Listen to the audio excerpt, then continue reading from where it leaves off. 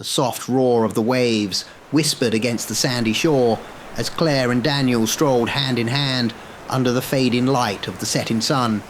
It was their anniversary, a quiet retreat to the seaside town of Ashhaven, a place Claire had visited with her grandparents as a child.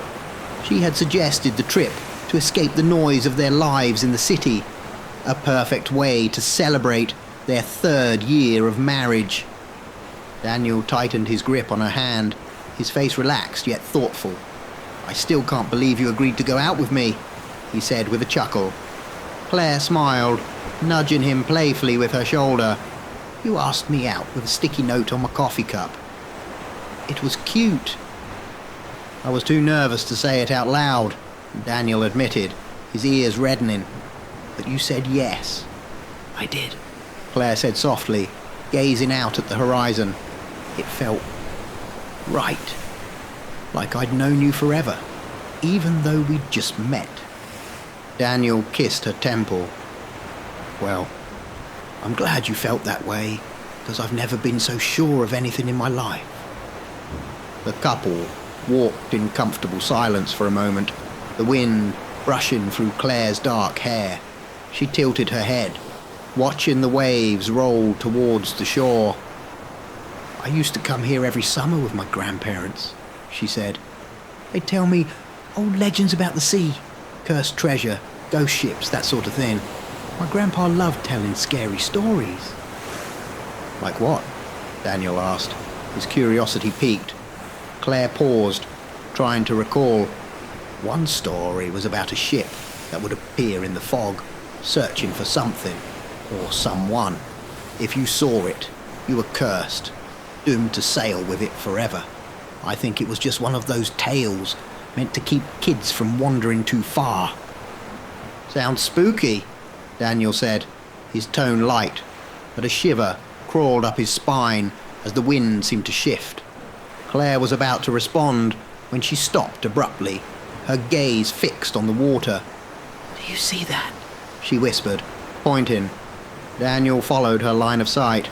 A ship rested on the horizon, its silhouette dark and foreboding against the fiery sky. It was unlike anything they'd seen before, its masts jagged and tattered, as if it had weathered centuries of storms. The air grew unnaturally still, the sound of the waves seeming to vanish. "I didn't think there were any tours or fishing boats out here," Daniel said, his brow furrowed. "There aren't," Claire replied, her voice tight. She took a hesitant step forward, her eyes locked on the vessel. A faint sound drifted toward them, a low, mournful cry that sent a chill through their bones.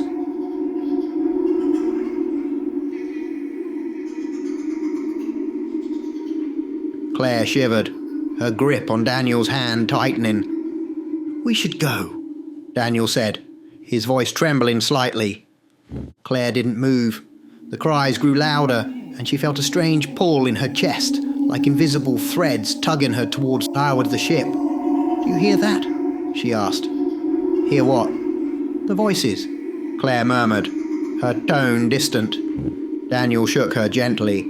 "Claire, come on. This is weird. Let's get out of here." Reluctantly, Claire nodded, allowing him to lead her away. As they hurried back toward their rental cottage, the air seemed to thicken around them. Glancing over her shoulder, Claire saw the ship again, closer this time. It loomed impossibly large, its hull rising like a shadow from the water. By the time they reached the cottage, the cries had faded, replaced by the sound of the waves once more. But Claire couldn't shake the feeling that the ship had followed them. And deep down, Daniel couldn't either.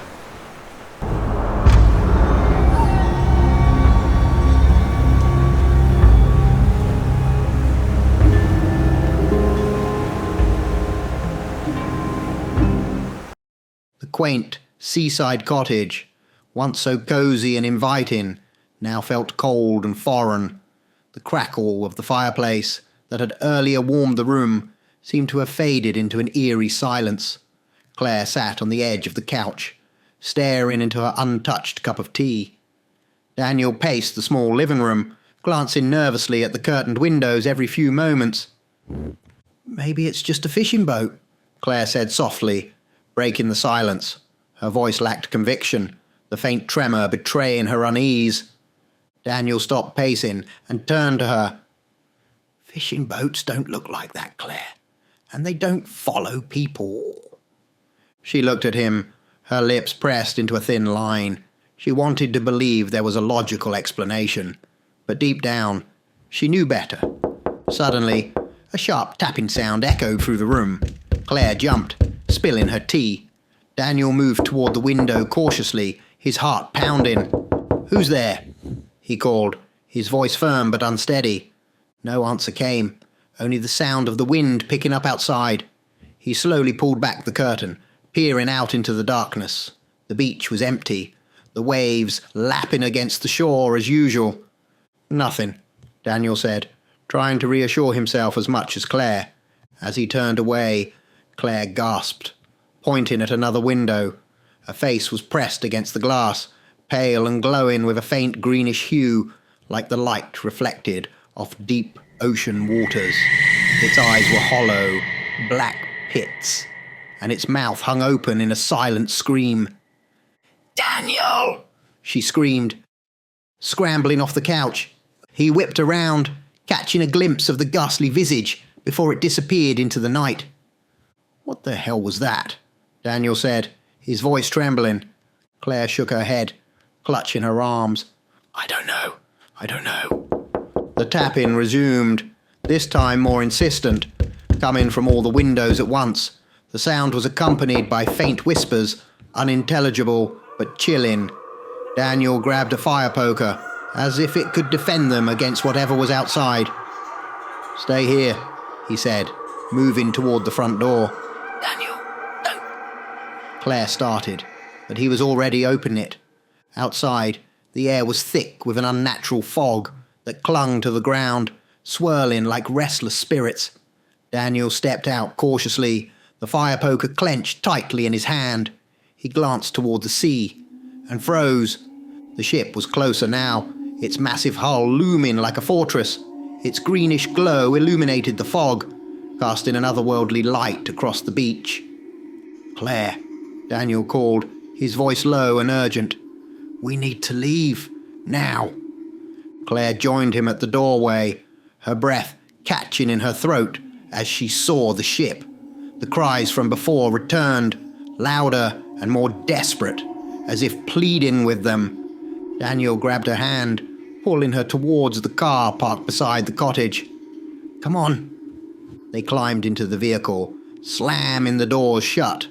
Daniel started the engine, the headlights cutting through the thick fog. As they backed out of the driveway, the whispers grew louder, swirling around them like a chorus of despair.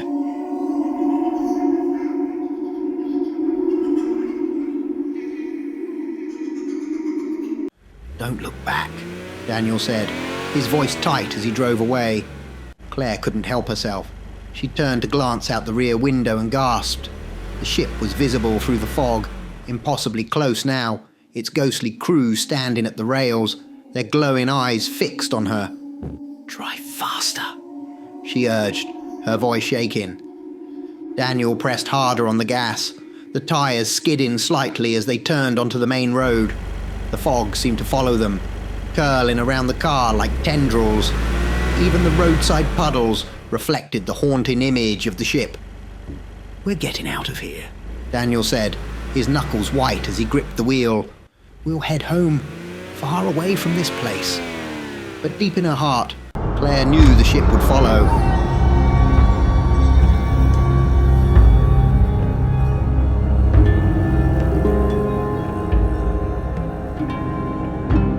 The eternal tide was a ship that inspired awe and dread in equal measure. With its sleek black hull and towering masts, it cut through the waves like a predator in pursuit. Its captain, Elias Blackthorn, was a man of quiet intensity, his piercing blue eyes always scanning the horizon. A respected mariner and ruthless leader, Blackthorn had spent decades building his reputation and his ship into legends whispered across ports. Yet even legends can falter. The ship's lanterns, cast an eerie glow on the deck as the crew worked tirelessly to load the latest haul of goods from a successful raid. Among them was a wiry man named Silas Drake, whose quick hands and quicker tongue had earned him both favour and suspicion among his crewmates. Silas was known for his cunning, a trait that Captain Blackthorn both admired and distrusted.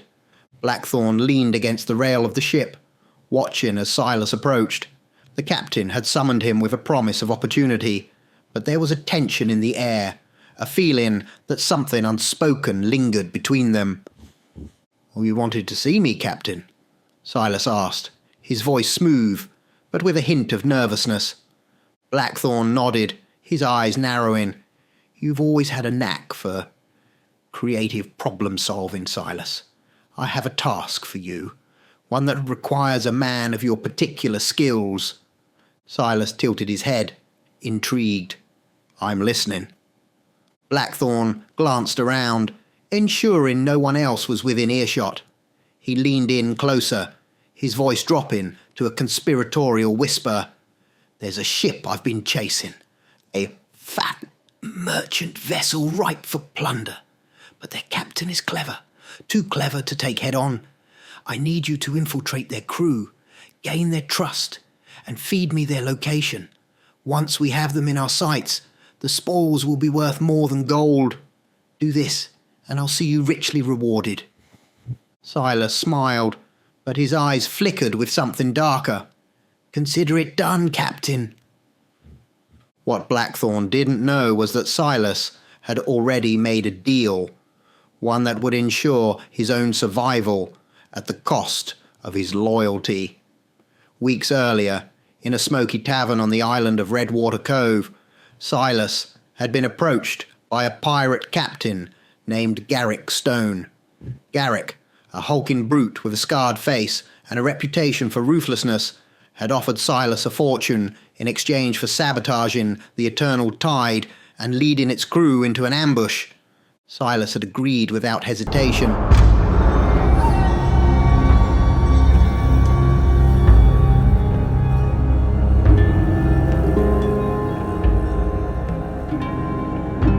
The betrayal unfolds.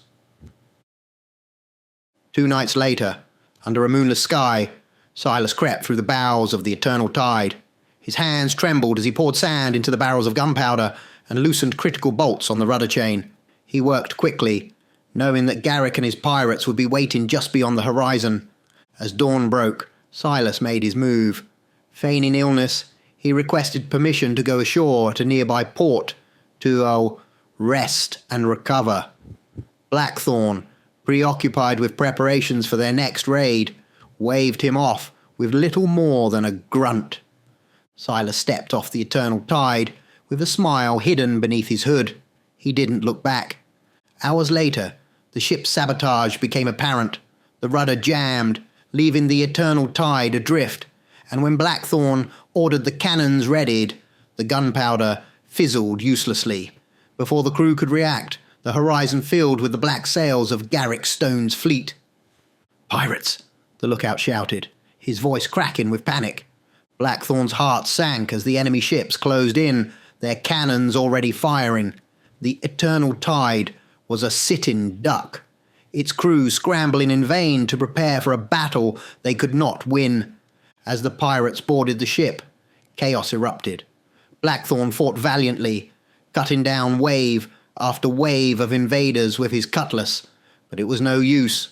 The Eternal Tide was overwhelmed, its crew slaughtered or captured. Bloodied and beaten, Blackthorn was dragged to the deck, where Garrick Stone waited with a smirk. "So, this is the great Elias Blackthorn," Garrick said, his voice dripping with mockery. "Betrayed by your own man.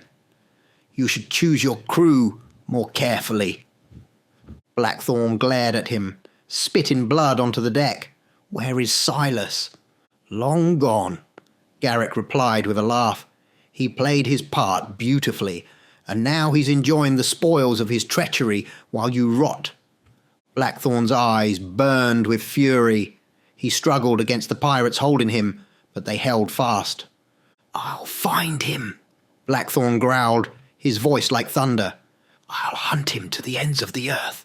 Mark my words, he won't escape me." Garrick laughed again. "You won't have the chance, Captain, but don't worry. You'll have plenty of time to curse his name while you're rotting in the deep." With a cruel grin, Garrick signalled to his men. Blackthorn was thrown into the sea, the cold water swallowing him whole.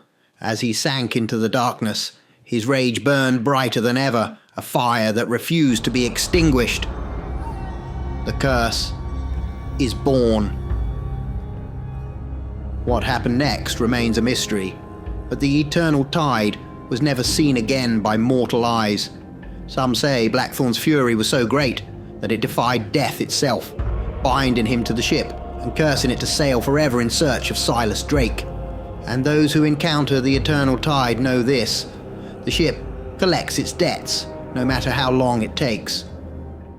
The car's headlights barely pierced the dense fog that blanketed the road, making the familiar rut home feel like an endless maze. Claire clutched her phone, glancing at the GPS, even though she knew the way.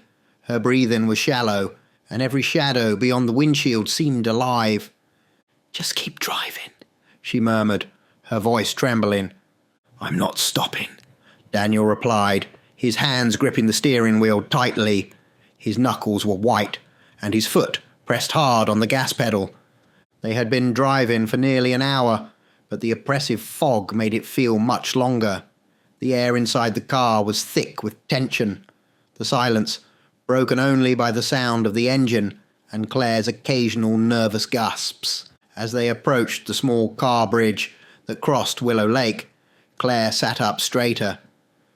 "We're almost past the lake," she said, trying to steady her voice. "Just get us over the bridge." The bridge loomed ahead, its narrow span barely visible through the swirling mist. The lake on either side was obscured, a black void stretching into the unknown. As the car's tyres hit the wooden planks of the bridge, Claire let out a shaky breath, but then she saw it. "Daniel," she whispered, her voice barely audible. "What?" he asked, his eyes focused on the road. "Look." Daniel glanced to his right, and his blood ran cold. Rising from the lake was the eternal tide, its massive hull glowing faintly with an otherworldly green light. The ship was impossibly large, its mast piercing through the fog, its sails tattered and fluttering in a wind that didn't exist. "What the hell is that doing here?" Daniel shouted, his voice shaking. The mournful cries they had heard before began again, louder this time, echoing across the lake and through the car. Shadows moved on the deck, and Daniel swore he saw faces, twisted, glowing and watching them. "Go faster!" Claire screamed. Daniel slammed his foot on the gas, the car jerking forward as they sped off the bridge and back onto the main road. The cries faded slightly, but the oppressive weight of the ship's presence lingered, making every breath feel like a struggle. They entered the town, the familiar streets offering little comfort.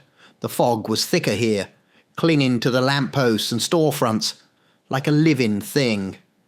Claire glanced out the window, her eyes widening.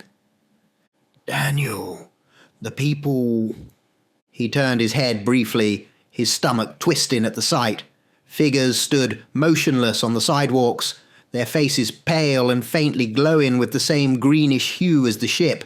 They looked like townsfolk, an old man in a flat cap, a young woman with a stroller, but their eyes were hollow, their mouths open in silent wails. Daniel swerved back onto the centre of the road, trying to avoid looking at them. "Just don't look, Claire. Don't stop. We're almost home." The figures grew more numerous as they drove, lining the streets and standing in intersections. Their ghostly forms flickered like broken images, their hollow eyes following the car. Claire's hands trembled as she clutched the edge of her seat. "This can't be real. This can't be happening." "It's real enough," Daniel muttered, his voice tight. Finally, they turned onto their street, the small, familiar houses looming in the fog. Daniel slammed the car into park in their driveway, his hand shaking as he turned off the engine. They bolted out of the car and into the house, slamming the door behind them. Claire locked it, her fingers fumbling with the latch. Inside, the silence was deafening. The faint cries from the ship seemed to echo in their minds, even though they could no longer hear them. "We just have to wait it out," Daniel said, pacing the living room. His voice was firm, but the fear in his eyes betrayed him. "Until morning. It'll go away in the morning." Claire nodded, though she wasn't convinced. She moved to the window and peeked through the curtains. The fog swirled outside, thicker than ever, but the street was empty. No glowing figures, no ship in sight. For now, Daniel sank onto the couch, running his hands through his hair. "Whatever this is, it's not over, but we'll get through it." Claire sat beside him, leaning her head against his shoulder, and neither of them spoke, both too afraid to put their thoughts into words. The only sound was the faint ticking of the clock on the wall, each second stretching into eternity. And outside, the fog waited. Daniel paced the living room, peering through the curtains every so often. The fog clung to the windows, thick and unyielding. He glanced at the clock. 2:45 a.m. Morning felt a lifetime away. "We're safe in here," Daniel said, his voice steady but tired. "We just need to stay locked up until sunrise." Claire sat on the couch, her knees pulled to her chest. She nodded absently, her eyes fixed on the floor. Daniel tried to calm himself, focusing on the mundane details of the room. The old rug, the faint hum of the fridge, the worn-out coffee table they had talked about replacing. Anything to drown out the memory of the ship and the glowing figures they had passed in town. Time crawled by, the silence oppressive. Daniel sat down beside Claire, rubbing his eyes. And then he noticed it. The faint chill against his skin, the sound of the wind, soft and mournful, echoing inside the house. He turned his head towards the front hallway and froze. The door was wide open.